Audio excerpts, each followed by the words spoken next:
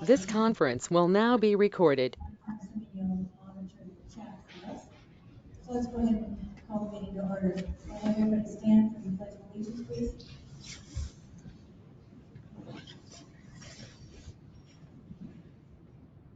I pledge allegiance to the flag.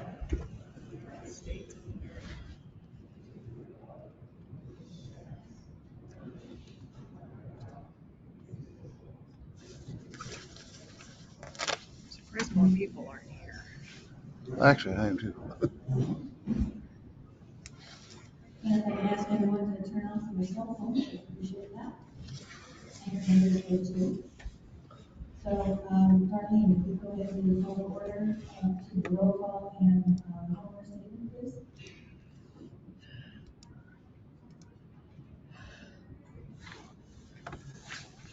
Sorry.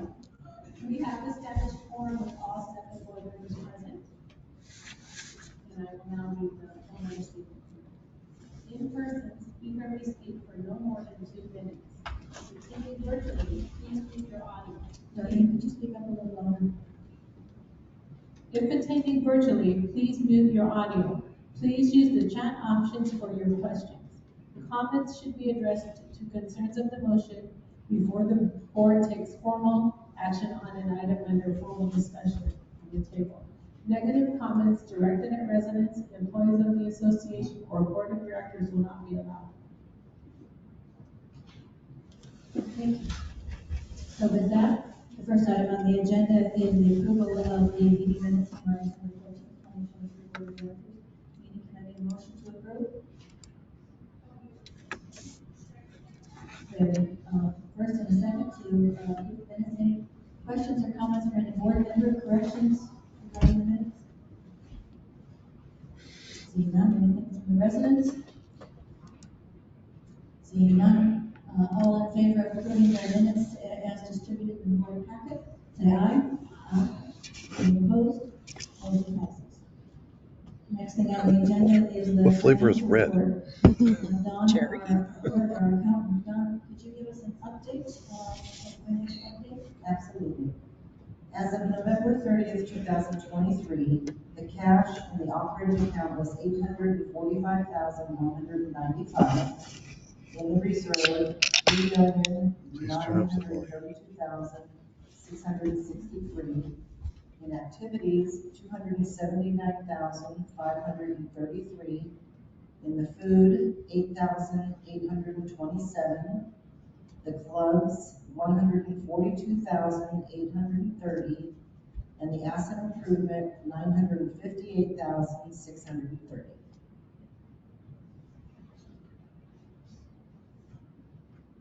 Any questions or comments from any member of the board regarding her financial update? The only comment that I would make is that I did get a request from a resident to clarify the issue regarding the check wagon, in that it looks a little funky in there. So as I look at the financial report that got posted particularly in the Nosy Coyote, just want to let the residents know that the budgeted amount was prior to the contract that we have in. So where it might look like we were expecting a certain amount of revenue, that was based on the budget that got approved last February. We've since had a new contract, so those numbers are I think it is cherry. haven't been updated. We'll update that. I think it once is we cherry. have a new contract. It's what? Cherry. Oh, it is cherry? It is in a different place, which check here. It's under operations. It's not in a separate line item. So that line item that people are looking at will go away. Especially if they get a new contract. So, we are comfortable with where we're at. All right, so the next thing on the agenda is the approval of the November 23rd financial reports. Can I have a motion to that effect? I move to accept the November 2023 financials. Second. Steve, second. Any questions or comments from any members of the board regarding the financial statement? I will make a comment. As of November 30th, I hit the wrong button by mistake. It was her. we have earned $88,302 in just investing our excess funds. Nice.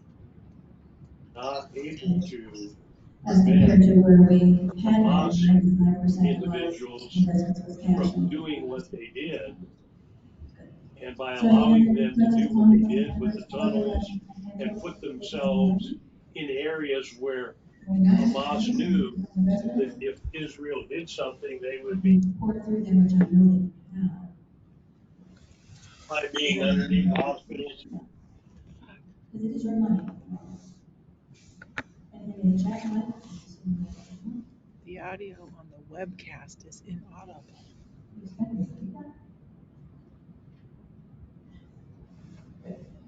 Seeing none, all in favor of approving the November 20, Someone has their 2023 mic on and financial is report, talking say aye. over the meeting. Aye. Any opposed? Motion passes. Barbara? Yes, before you move on, we are going to have, the elections committee come forward There's no. at the beginning of the meeting. I was gonna do that under committee reports. Okay, perfect, thank you. That is coming up. So the next thing on the agenda is the reports from the committee. The budget committee will have a report today, but they will next time. BG&M, on the agenda is the approve the change order from Phoenix Roofing and Repair. We still have not received that, so we're going to take that off the agenda. Nothing from communications committee, nothing from DRC, and then elections committee. Thank you, goodness. I understand you have some news for us. And first of all, I'd like for my committee members to please stand so that everybody can see who you are. And if you have questions about how our elections are ran or anything like that, be sure and contact one of us. This is Darla Gessler, and we have Charlie Ash. Okay, thank you for coming.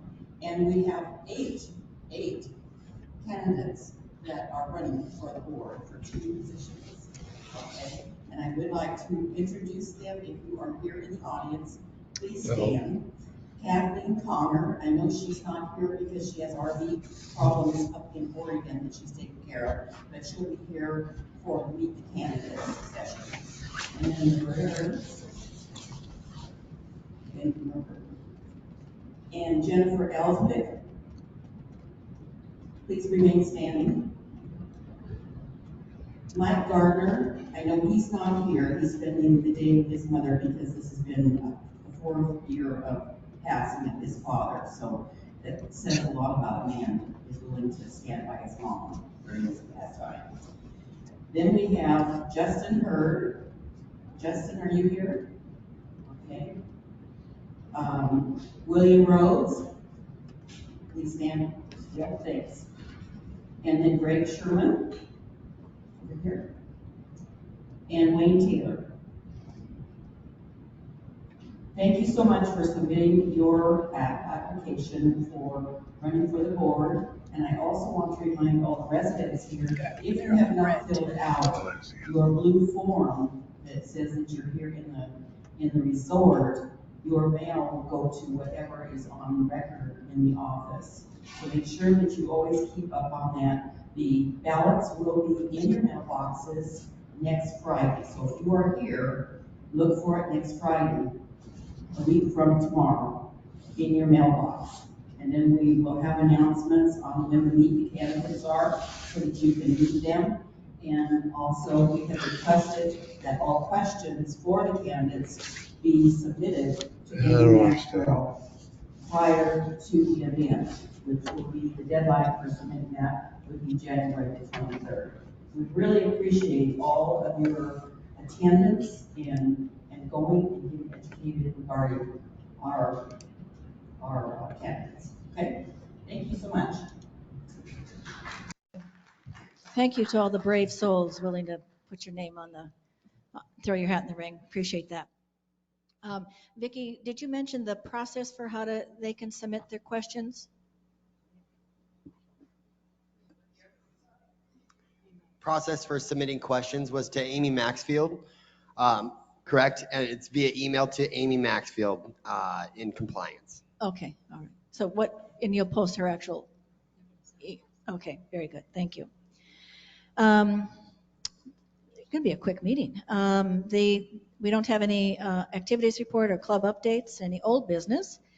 Let's have, onto the new business, approve the proposal from Southwest Doors and Gates.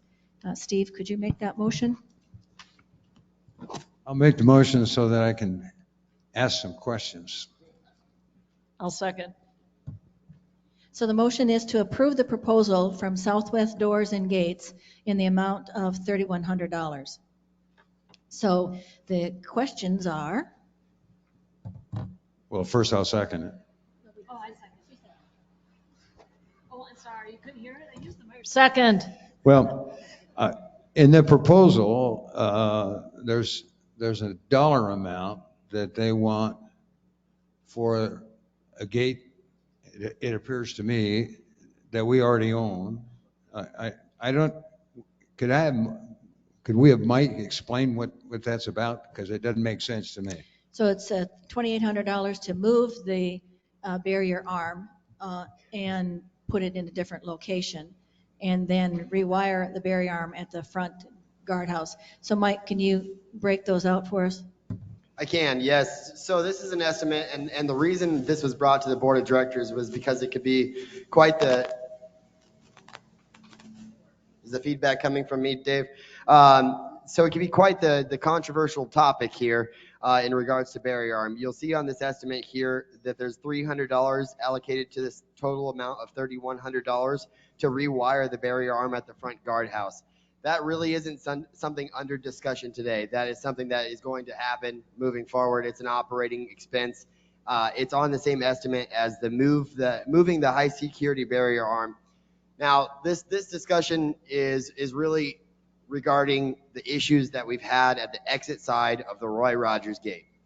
We installed a barrier arm there at the Roy Rogers Gate to help prevent vehicles from entering the exit side of the Roy Rogers Gate, and inadvertently have created a whole number of issues on exiting our resort. A lot of our residents have had troubles, non-residents have had troubles, vendors have had troubles, and we've talked about this, of course, time and time again, issues with folks making contact with that barrier arm. So the discussion at this level was, do we continue to do this? Do we continue to put a barrier arm up that's getting hit every day, or do we make strides to do something different here? Our biggest concern is preventing access in from the exit side of the gate.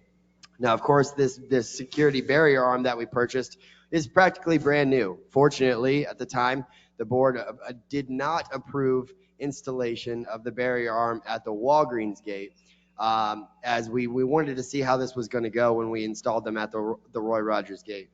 The suggestion at this point in time is to relocate the exit side operator to the entrance of the Walgreens gate. And this is the cost attached to it, $2,800 for the relocation of the barrier arm we do own to the entrance of the Walgreens gate, so that operator that is ancient is replaced with a new operator that we currently own.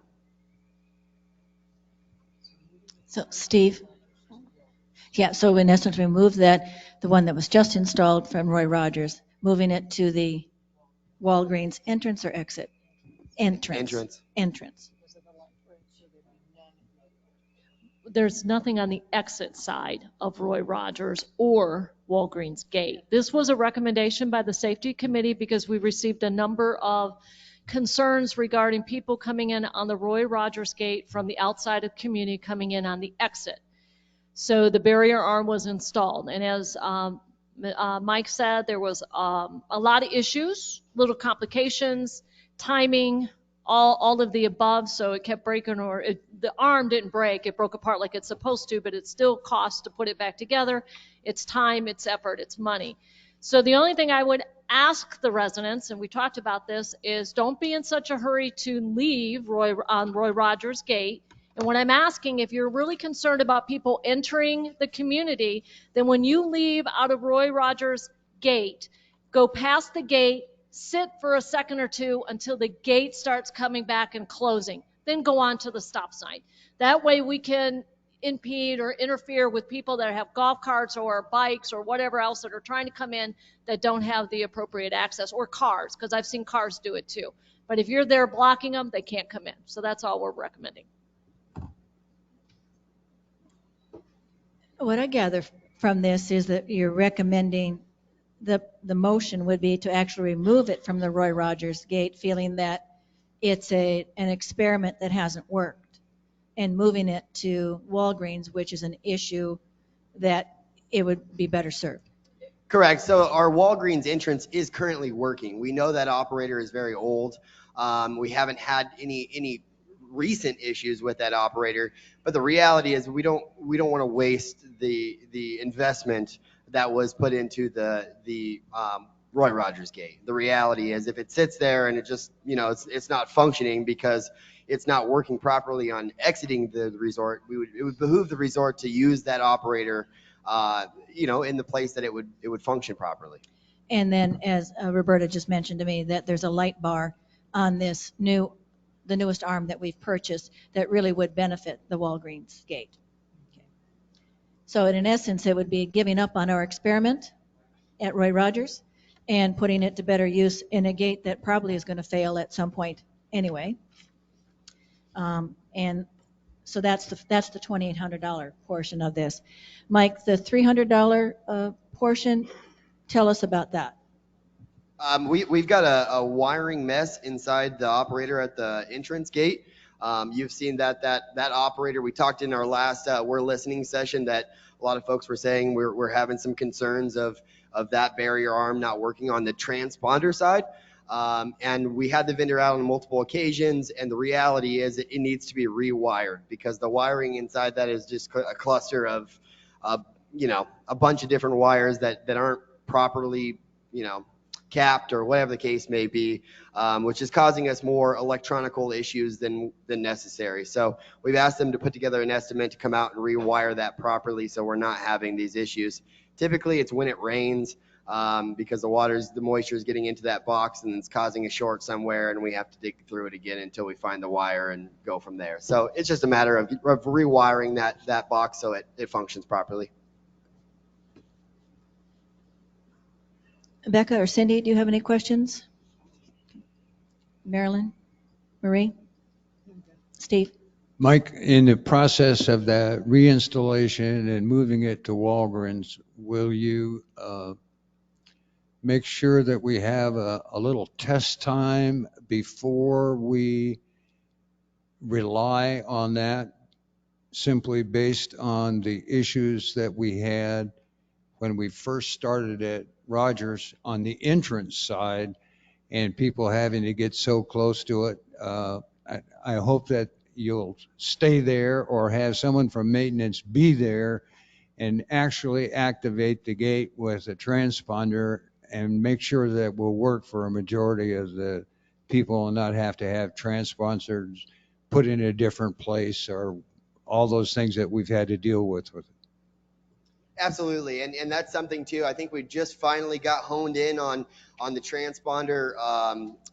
They call it a transcore reader. The transcore reader actually reads your transponder on your windshield. Unfortunately, recently, within the last week and a half or so, has really improved. They came out and made some adjustments that have benefited us tremendously, and I think a lot of internal feedback from the association and our residents that has been better, because even when I was exiting or entering the resort, you had to get right up on that barrier arm. So that has improved tremendously. So absolutely, Steve, we need to make sure that that's functioning properly before we walk away from it. So Roberta, did you have any more comments or questions? Okay. Anything from the residents regarding the proposal on the motion on the table to approve the proposal from Southwest Doors and Gates in the amount of $3,100? Anything from any residents? Come up to the mic, please. The wayward daughter has returned.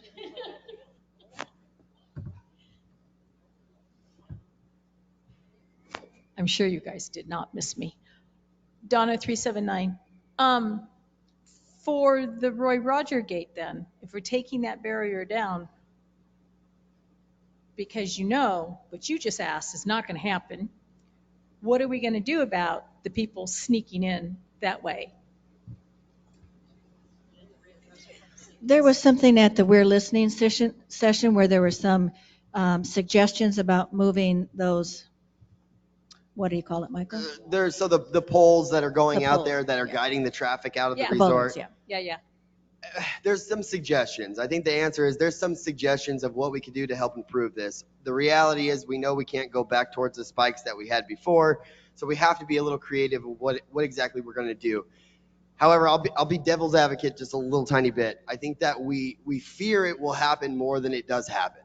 I think a lot of our residents are not going to try to enter the exit side for whatever reason if they're having an issue. We do have cameras in that location. If we had an emergency, we have 365 days worth of camera feed we can go back on and ensure what's going on here.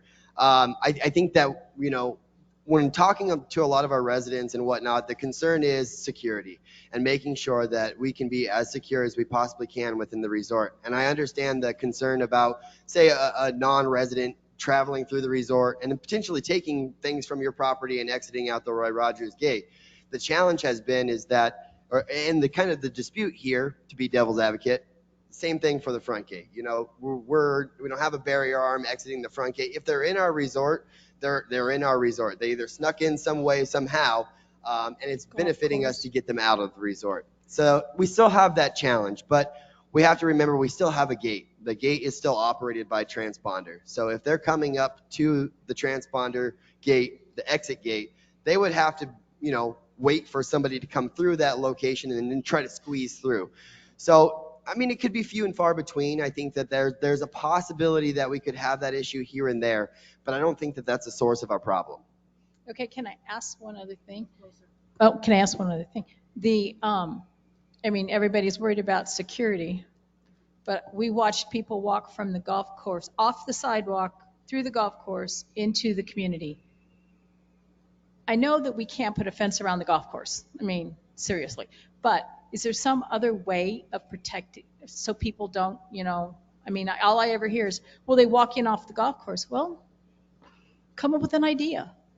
So that's something that needs to be looked at. Yeah, and we've had conversations about that, of trying to figure out how we can get groups together to really brainstorm some potentially off-the-wall ideas that might eventually become a really great idea that's feasible. So we have to remember that, well, we believe we are a gated community. We're really not, because there's openings in it.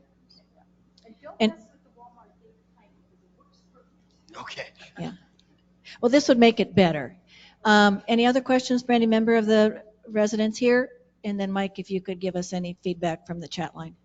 We do have one comment from the chat, or two comments from the chat. One of them said, why not store the operator and wait until the Walgreens one is finally breaks for good, then replace it?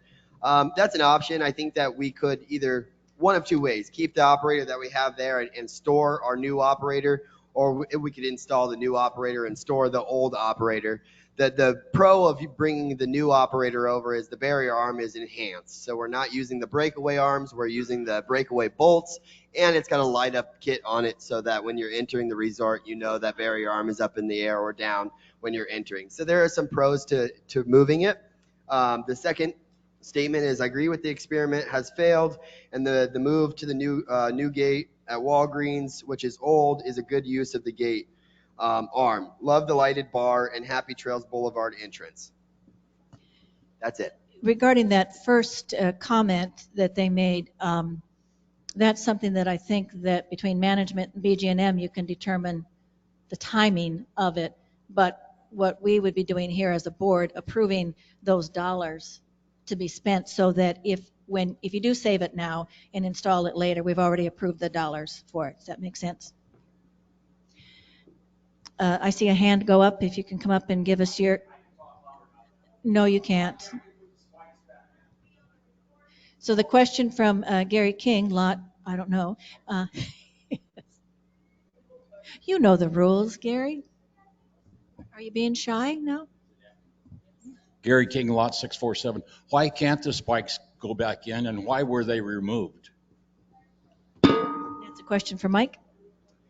Well, I'm not going to answer why they were removed, because I don't know for sure. The reality is they were removed. It was during an asphalt project. The spikes were taken out. I know there was a tremendous concern of maintenance at that point in time, but I don't know, Gary, why the decision was to take them out. Nonetheless, now I do know that the fire department and local municipalities, the city of Surprise does not want us to put the spikes back in for an issue of fire access or emergency access coming through our exit side of the gate. So that's kind of a twofold situation. They said we could maintain what we had, but once we removed it to install it, again, we'd have to go through a permitting process, and they're not allowing us to put it in. So we're kind of where we're at now because they were removed. I won't tell you why they were removed. You won't like the answer. Okay. So with that, we're going to call for the motion. The motion on the table is to approve the proposal from Southwest Doors and Gates in the amount of $3,100. $2,800 of it would be for the installation of the one arm onto the Walgreens gate, and then $300 to rewire the barrier arm at the front guardhouse. Since it's a dollar amount, since I've got 2 months left, I'll stay with my thing that would do a roll call vote, please. Okay. Roberta Ernest, Yes. Marie Beschen, Becca Paulson, Yes. Steve Deal, Yes. Cindy Evans, Yes. Marilyn Sorensen, Yes. and Barbara Fugelberg. Yes. Thank you. Thank you. The next new business on the agenda is the 2024-2025 insurance renewal. I'll make the motion to approve the proposed 2024-2025 insurance renewal. Second. Give an update to the residents regarding this. This is just a formality. As in our December board meeting, we told you that we were waiting from the bid from the broker regarding the insurance policy for the community, which expires on December 31st. Continue to press them for that through the weekend, and we were not able to get contact with the person until January 2nd. So we had an emergency executive session, which we're able to call for situations such as that. We looked at doing a action in lieu of meeting, but we would have had to have 100% of the board attendee and 100% of the board approval to do that. Some members were out of town, so we held an emergency executive session so that we could get this community insured. So the premium for this next year, is $158,317.94. That is a 100% increase from our premium from last year. That is consistent with pretty much everyone else's HOA and some of your own personal insurance products, whether it's your car or your home. So we as a board debated it. We asked them being the broker, and Darlene did this with the broker, to look at, currently we have a $10,000 deductible. We asked if we increased that deductible, could we get the premium decreased?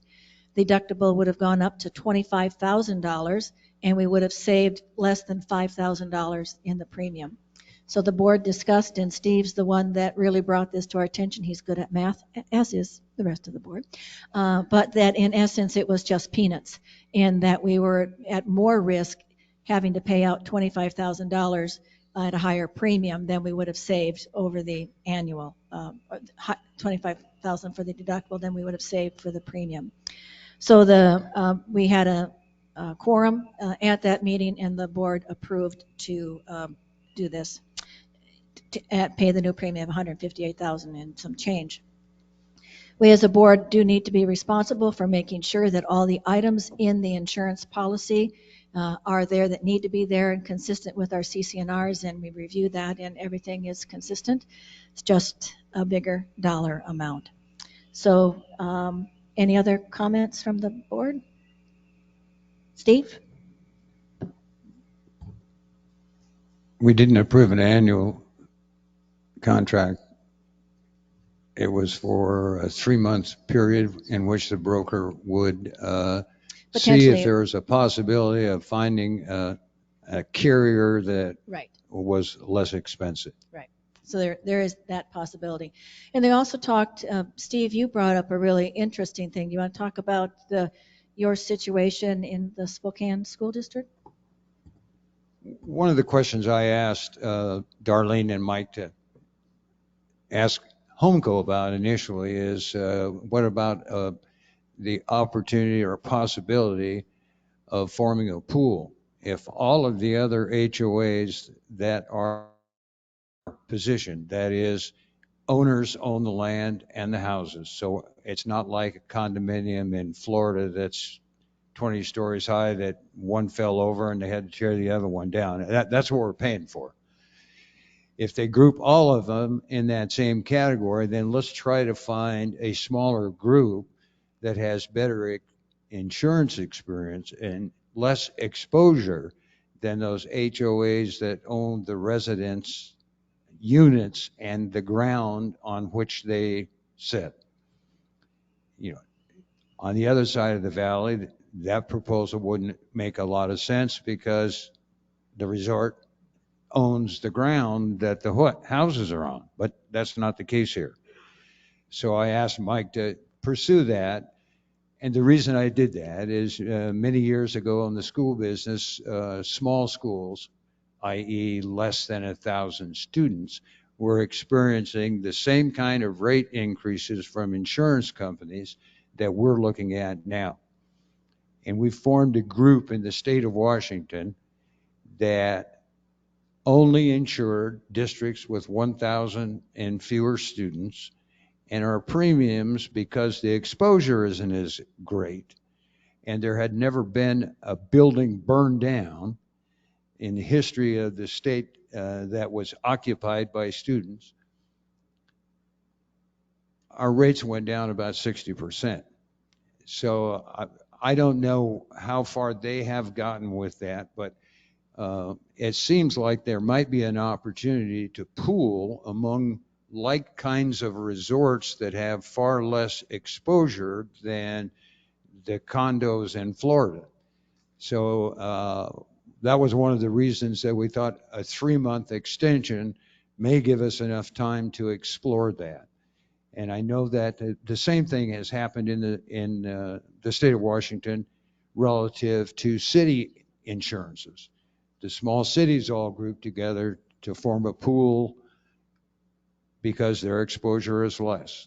And if you stop and think about it, our HOA is more like a city than it is an HOA if you include the Florida and some of those other kind of exposures. Except a city has a police department, we don't. A city has a fire department, we don't. They have all other kinds of experiences, and their exposure is far greater than ours is. So we're just trying to find, hopefully be able to find an opportunity to have a broker be able to successfully look at an insurance company. And what that would entail is that each of the organizations that are like ours would pony up a few bucks, we'd buy reinsurance, and then we'd have to probably go to Lloyd's of London for the second layer of reinsurance. But that would still be far less money and insure all of what we are required to insure. So it's something to look at. Don't know if it can happen, but I know it's happened in other places with similar kinds of experiences that we're going through now. We need, 75 grand is a lot of money. Yeah. And so sort of the good news, bad news is that the good news and bad news is that it's not unique to Happy Trails. It is all communities like ours that are having this situation. And just of interest, we just got a notice from a professional organization that's actually having a workshop on HOAs like ours to really what they're doing to navigate the insurance conundrum, if you will. And so we're really encouraging all of our board members who'll be board members at that time to attend that. So, any questions, comments from any member here? Any member of the board? How about the residents? Sounds like you realize it's something we have to do. And the reason that we needed to do it in an executive session is that we had to make sure that we had coverage that went back to January 1st, because we would have been in a world of hurt like we have a windstorm going on right today. And years ago, we did have a claim for a lot of trees that occurred as a windstorm. So with that, I'll just call for the motion. The motion is to approve the proposal of 2024-2025 insurance renewal plan. All in favor, say aye. Aye. Any opposed? Motion passes. Next thing on the agenda is just to get make a motion regarding negotiating a new lease for the chuck wagon. I move that we approve the moving forward with negotiating with the new lease for the chuck wagon. I'll second. So with that, just as a bit of background, we asked residents who might be interested in submitting a proposal to run the chuck wagon, and we did not receive any proposal for that. And the current contract that we have with Chef Peter is a 6 to 9 month contract with that we would revisit it in 6 months. So we're at that point. So the purpose of this motion here is just to document that we would like to move forward in negotiating a new lease agreement with Chef Peter for the chuck wagon. That would be more of a long-term lease. Any questions, comments for any member of the board? We have had a preliminary meeting with Chef Peter. The 3 of us board members, Darlene and Chef Peter and I, sat down to talk about what's working, what's not, and if we move forward with a 5-year contract, some of the things in that contract that we would like to see that were not in the current contract, differences in reimbursement and that kind of stuff. From what we gather, and that's why we'd like some feedback here, that most people are very happy with the Chef Peter being here and running the restaurant. He pays his rent on time. Every time we get a certain percentage of the revenue, so it behooves all of you to eat there. And so in our belief, it's done well. He's been a good community steward, if you will. He's done a lot of things that people are unaware of, that he's provided for some people that are down on their luck, and has just, I think, been a good operator of it. Okay. So any comments from any board members, pro, con? Just a concern that we make sure before we enter into a final legal agreement that we have, we being residents, have an opportunity to review what we have decided. There's a couple of issues, and I don't mean to put a skewer in the elephant in the room, but there is one, and that has to do with alcohol and beverage service, and we need to get that, and we need to get it decided and have residents have the opportunity to respond to those concerns. And get clarity, because really there is so much confusion about the Arizona liquor license laws. I mean, it is very confusing. I mean, I think there are like 15 different levels that you can get, and what that means for us here. That's a good point. Anything else? Okay. Questions from any member of the community? Come to the up front here.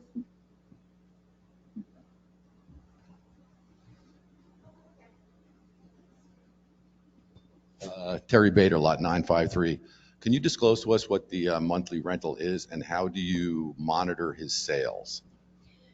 Darlene, can you describe the information that you get? Currently, we get 3% of the revenue and a certain amount for catering, $300 a month. In the new contract, we would be asking for 6% of the revenue and $600 a month. That's our first blush that we would be Correct. requesting. So I've started. So as far as the monitoring, could you tell us what he's doing right now? Yes, so he has what's called the POS system, and he provides a copy of that at the end of each month. It shows all of his gross income, and it's a breakdown of everything that he's done throughout the month, and that's how we get our payment from him. That's what it's based on.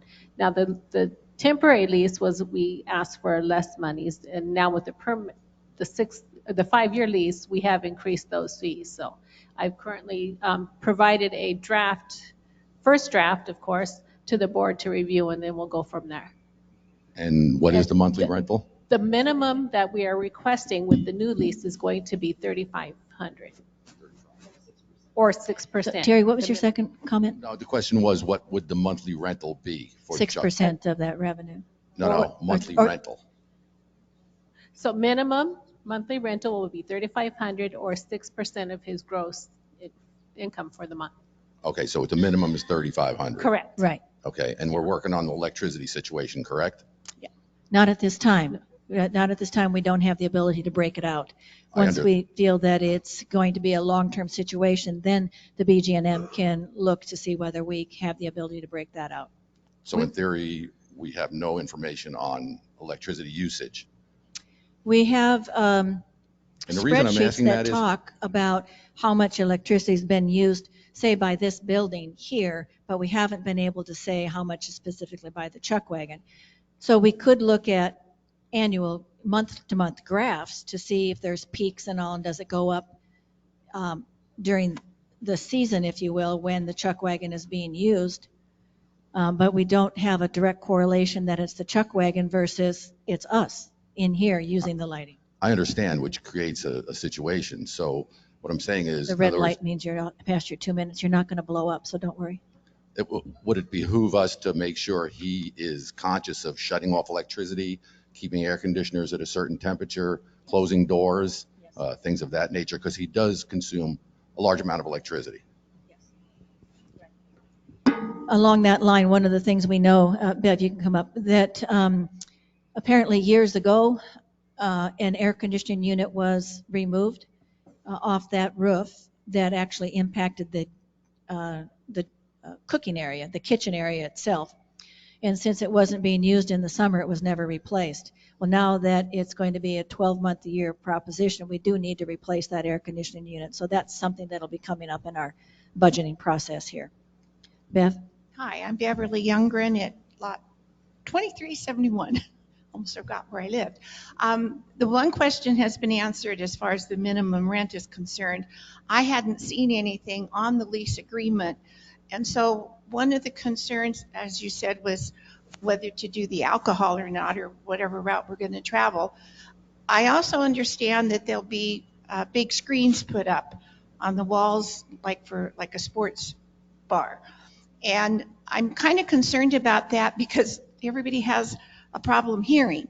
And so if I go in and have lunch, I don't want all those things, TVs blaring when I'm having lunch. So I don't know what the policy is. Maybe there is none, and maybe it's not even going to go in. But I just want to toss that out, that we do have to extend that courtesy to our guest, that the conversation at the table is more important than what's up on the wall. Correct. Also, in your lease agreement, how do you deal with all of the equipment that's currently in there? The lease agreement is that totally his responsibility, or do we carry any of that responsibility? Well, there's a bit in, so in essence, he'd be accepting the equipment as is.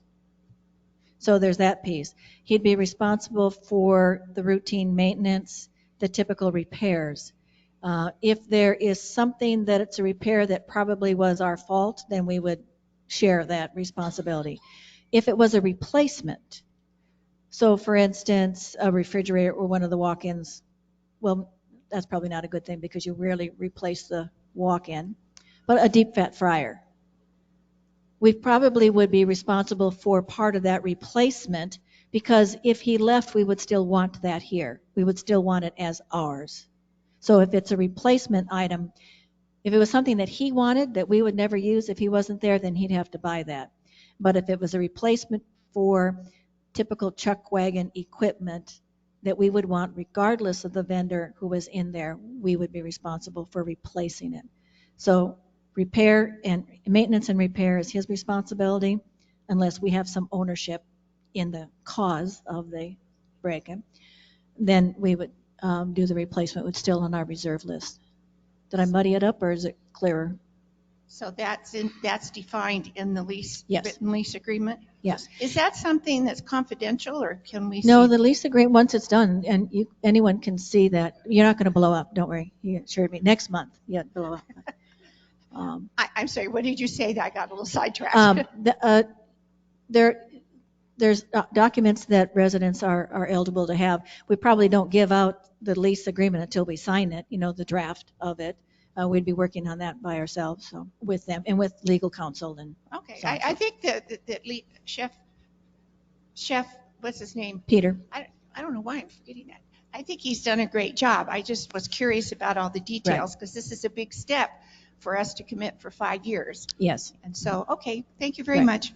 Yeah.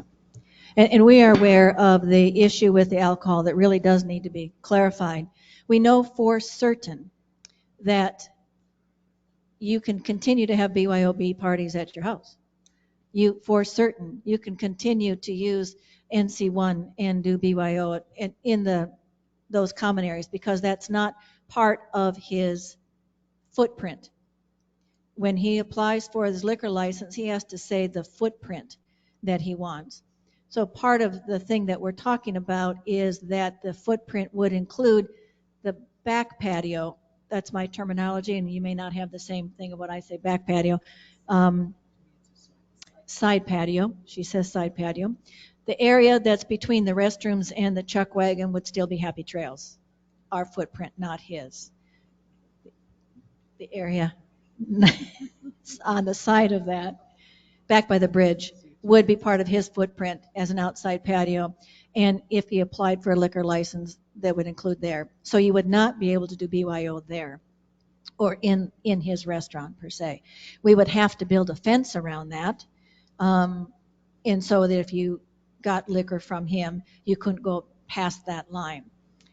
So that's one liquor license. There's another flavor that he's talked about, that if he was catering an event in here, let's say it was the Washington State dinner, and they were asking him to have the food, it still could be BYOB. But if they contracted him to provide the liquor, he would bring a portable cart out with his liquor in here, and then it would not be able to be BYOB. There's that flexibility. The issue is the courtyard, and can we continue to have the happy hours out in the courtyard? Right now, we would not be giving him that part of the footprint.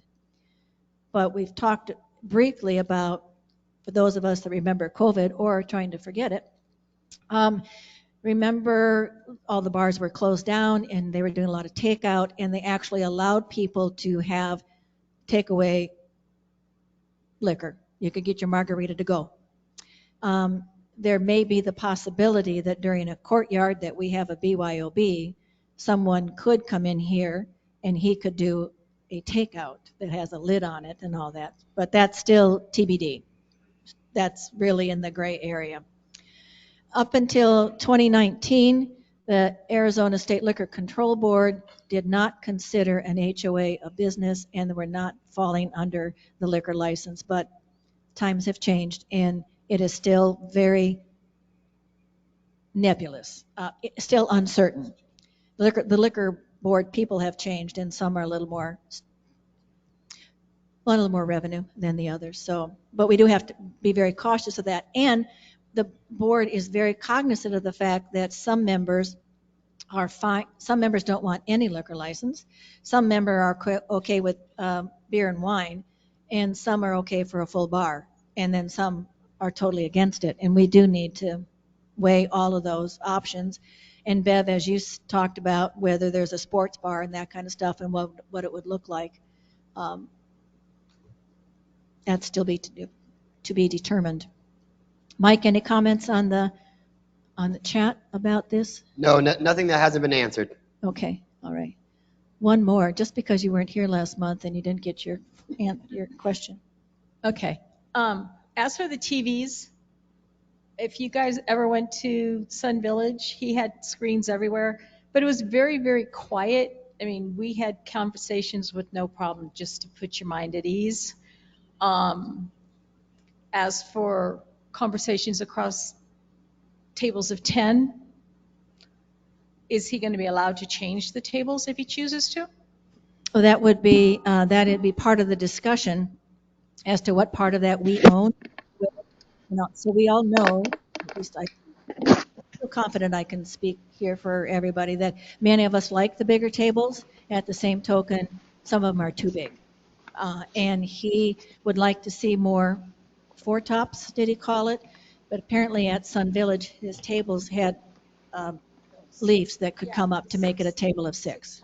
Right. Yeah, it'd be four tops, and they could raise it Yeah. six. Okay. So in that case, that's probably a situation where Happy Trails would be responsible for some portion of paying for that, since it would be something that we would want to keep. Thank you. Let me call for the question. The question on, oh, what happened to my thing here? The motion is to approve moving forward with negotiating the lease agreement for the chuck wagon. All in favor say aye. Aye. Any opposed? Any abstain? No. Move forward. Thank you. The next thing on the agenda is the regarding front step. I move to approve the installation of front steps. Second. Second that. So people are probably wondering what front steps is. It's compared to back steps. So we currently, our neighbor network that we have, the neighbor system, our website, it's called Neighbor Network or NABR, and you might see the word engage in there also. We currently pay $2,400 a year for that service. I'm trying to flip over to another email that I have. Give me a second. And we've been looking into the feasibility of going with front steps. Your database, every information we know about you, natural hair color, all that, is a system called Caliber. So that's where our database is and all the financial records and all that. Front Steps and Caliber are married, and so all the information from the website and Caliber is integrated completely. And that's the problem that we've had with Neighbor, in that the transition process or the update of it only goes one way. And then we get into problems when we send you letters and we send it here, but in fact you're back in Canada or your other residence that you're at. And this system would help with that. So Front Steps is free to us because we're a HomeCo client, and rumor has it, I recall this specifically from a HomeCo person, so if she ever changes her mind, I'll call her on it, that even if we no longer were a HomeCo client, it still would be free to us. So we have the potential of saving $2,400 from just the cost of using the system alone. The other benefit is that Front Steps, because they're a bigger vendor, has many more collaborations with other software programs would integrate seamlessly with them. So currently we pay $440 a month for the guard check software, and that is so that they can know who you are, use your gate access app, which I know you all use on your phone to let them know when someone's coming in or not. The cost that it would be for the visitor management with the dwelling software, which integrates with Caliber, is $40 less than that. They also have license plate recognition, which would run us $300 a month, and that is something that our guard check personnel have been requesting and would help with security, particularly if someone does get in here who is unknown. They'll have snapped a picture of their license plate, and we can get better things regarding that. They also have the ability to do credentialed access. So I'm going to ask Roberta to speak to that because she's articulate in it, and I'm not. So basically, Front Steps has a lot of software add-ons, kind of plug and play. And Barb just mentioned a couple of them. If we figure on moving forward with some type of a key card access, we have that ability with Front Steps under Dwelling. Dwelling is the software name for that. And the key card access would allow us then to manage the common areas, which we currently cannot do, as far as if we need to lock people out, or if we have visitors that come in that we don't want to be in the pools or the hot tubs or NC1, NC2. With a key card access, we could do that. Mike has actually helped by running a check on something, so I'll answer a question you might not know you have is, we have our little ID cards that I see, right, that we have. We could actually buy the card that would have, I'm assuming, a barcode in the back, which would have credentials, or a chip that would have credentials on it, such as you own here, you live at lot 712, you're authorized to be in the common areas, and then on the front would have my picture, my name, and my lot number. So we can combine them so you're carrying one card. So when you go to the pool, you take that card, you swipe, you go in. you get it, okay? Very basic, very interesting, and it's not outrageous in pricing. Our cost is really going to be for the labor and installation on the doors, and we don't have a fine line on that, but this is something in the future, not something that's happening right now. As Barb said, Front Steps is free to us. It's an opportunity to bring Happy Trail into the present and move us into the future at a costly, effective way of doing so, and allowing our guard shack to have a more efficient way of doing business, because they're working with Caliber and Neighbor, having to do dual entry in order to get things into the system, and this will help alleviate that for them as well. And along that line, so the savings we would have from the $2,400 of recurring spending to Neighbor, we know there's going to be additional expenses as we move forward with the credential access and the license plate recognition. We believe that those are going to be offset by going to this different system. One of the nice things about, and user-friendly, one of the things about the visitor management, which replaced the guard check stuff right now, is that you, individual residents, could create an electronic pass for the homeowners can do, and so then you can send your visitor a text with a QR code on it. So all they have to do is show that to the guard shack and they can get right through. The other thing that it can do is that it has a restricted list of visitors that you don't want coming to your lot. And in addition, there can be a community watch list. So let's say that we had a visitor that was that we sort of on a no trespass thing, that we could put them onto this, and if they tried to gain entrance, not to just a specific lot, but just to the community by itself. In addition, there would be passes that would be generated, a visitor pass that would go on the person's dashboard, and that can give them directions to where they're going, and the visitor could be listed as the chuck wagon. So that we could say that we would know on a daily basis how many people are coming in here just for the chuck wagon. And I know that having outside people come in has been a concern for people. We'd be able to get a count of that. So all in all, we think that particularly because of the ability for it to communicate simultaneously with these other programs, that Caliber, which is a big deal effort for us, and Neighbor Network, we're going to save some money, but also it's going to be much more efficient. Mike, can you and Darlene speak to what you have seen on the manager side that has made it beneficial for us to change? Yeah, so there's a couple things that were really big for us when we were looking at Front Steps. Is it's got a lot of cool features that make not only the administrative side but the residential side a little bit better. For example, work orders. We're doing paper work orders. We're spending a tremendous amount of money on carbon fiber work orders, and we're getting a plethora of them. We have gone a little bit more over into Neighbor Network and submitting work orders electronically, but right now that you're not getting any kind of indication of what the status is of that work order. The nice feature within Front Steps is that you submit a work order, it keeps you updated on that work order, and when that work order is completed, then you receive an email saying X, Y, and Z, this is what's happened to such work order. So it's really designated for association management specifically, and I think that's the biggest difference between Neighbor or Nuberate Engage that we're using right now and Front Steps, is that Neighbor has the abilities that are way beyond what we really even need. And Front Steps is kind of, designated just for association management. So it has a lot of features that are really for the association. So it's a lot, in my opinion, a lot more user-friendly on the back side as well as the front side of it.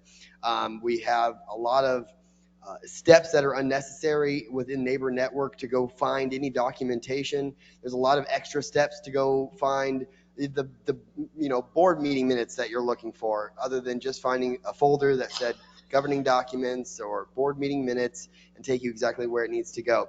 It will also connect you so you can make a payment directly on that website, which is really neat. You could view your violations since it's connected to Caliber.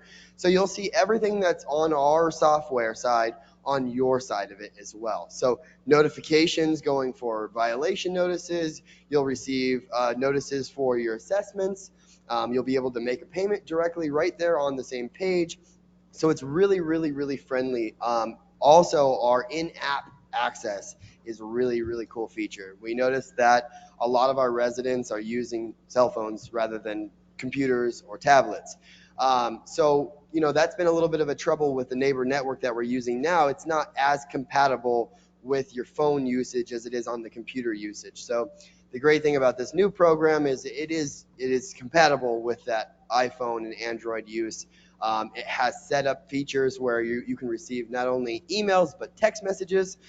So if you want to get away from the emails, you can go towards a text message. So a lot of cooler things that we've noticed on this program that I think will be really beneficial for the community, and I think it's going to be a lot easier to use. The setup, generally speaking, if we wanted to do something along the lines of, rather than sending an e-blast, we could do a notification bar. So if you logged on to the website, Front Steps, you would notice that there's just a notification saying, hey, annual meeting coming, this upcoming week, or something along those lines that stays there. So maybe less emails that are going out to you guys that aren't as urgent to you. There's a lot of preferences that you can change in there. Do you want all of your water break blasts immediately? Do you want just your, weekly news? So there's a lot of cool things. The templates are a little bit different, so I can do a little more with our blasts. We can schedule meetings. All of our events management will be through there as well. So like in regards to reservations and reserving a room, you'll be able to go straight onto that website, click you want NC1 at 9 a.m. tomorrow. Thelma will receive an email, she can approve you, and you will have everything set up electronically through the website. So it's got a lot of really, really neat things that could be tremendous for the community. And I do think it's going to be a lot easier for everyone to use. Another thing I wanted to add really quick, Barb, is that there's a lot of training material on this. And that we found that to be really, really important, because when we first got Neighbor Network, we worked really hard with the communications committee on trying to teach everyone how to use this. And Front Steps has already generated all these training courses, electronic training courses that are really easy to use. So we'll have some training material to base off of. We'll have some training sessions and be able to bring that up on the screen and do some training courses and post that out to the community and email those instructions out to everyone. I think that's going to help us out a lot. So, Mike, you mentioned that the being able to schedule rooms. Currently, we use Thelma Activities uses a separate software package for scheduling rooms and costs us a minimum of $100 a month. So that'd be an additional savings that we would have. Another thing that we looked at is that we know many of you have property elsewhere. Some of you also own property in Arizona Traditions, and some of you have a summer place up at Juniper Ridge. And both of those organizations are also on Front Steps. So from an ease of use perspective, hopefully if you have property in those other places, you know how to use the system there and here. My one concern about the change is timing. I have two concerns. One about the timing, but the second has to do with we haven't really seen how robust it is in supporting the clubs. Currently, Thelma has done a great job of encouraging the clubs to use the current group function on Neighbor, and many of them are starting to use it and finding it helpful. And so we really wanted to make sure that we aren't stepping too far back from that, because if they're finding that helpful, that's a good thing. Okay. Questions, comments from the board? The only comment I wanted to share and reiterate what Mike said is on your side, you will find it so much more user friendly. It is bright, it is simple, it's clear, so much more than Neighbor. I know how much frustrating so many residents had with Neighbor. Working on the communications committee for several years, we talked with so many residents that just felt like it was swimming upstream in a water, trying to find things on Neighbor and going from tab to tab to tab to try and find things in Neighbor. You will not find that on Front Steps. Just trying to say the word Front Steps is the most complicated thing you'll find. Anyway, it's great. Comments from the residents?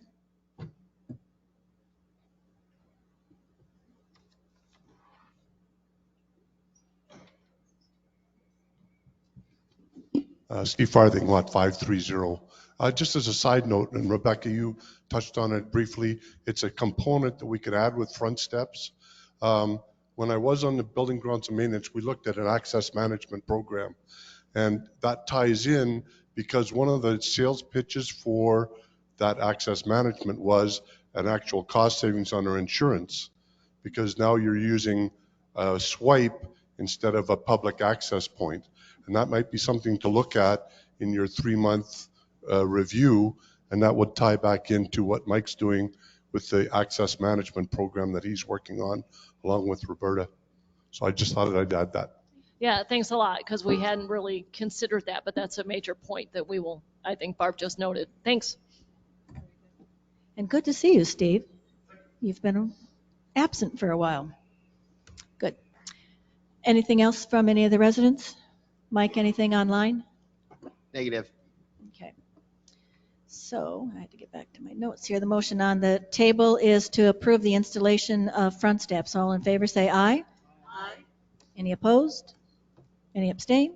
Motion passes. Good.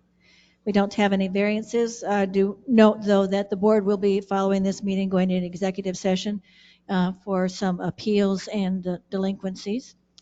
The announcements that I have, I just want to remind people that if you haven't done your age verification, please get that in. It is something based on the Fair Housing Act, and us being a 55 and older community, every couple of years we need to verify that at least one resident on every lot is 55 and above.